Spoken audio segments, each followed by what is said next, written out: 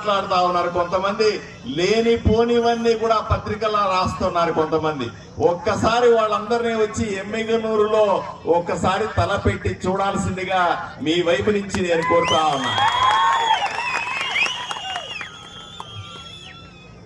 ఎవడో ఏదో మాట్లాడుతున్నాడని నిరంతరం రాజకీయాలు తప్ప, బురద చల్లడం తప్ప ఇంకేమీ చేతగాని కొంతమంది మాట్లాడుతా ఉన్నారు.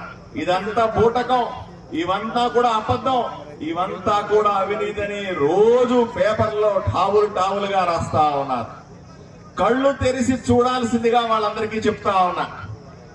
175 నియోజకవర్గాల్లో రాష్ట్రం మొత్తం మీద ప్రతి నియోజకవర్గంలో కూడా పారిశ్రామికవేత్తలను తయారు చేస్తామని, ఇంటింటికి ఒక వ్యాపారవేత్త ఉండాలని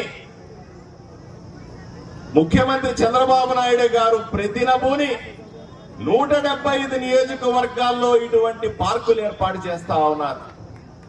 మీరు అనుకోవచ్చు, పార్కులు అంటే ఆడుకునే పార్కులు కాదు, పాడుకునే పార్కులు కాదు, చెట్లు మొలిచే పార్కులు కాదు. ఈ పార్కులు డబ్బులకు సంబంధించిన చెట్లు మొలిచే పార్కులని వాళ్ళకి అర్థం కావాల్సిన అవసరం ఉంది. ఇవి మామూలుగా ఏదో రాజకీయ సభ కాదు. ఇక్కడ 70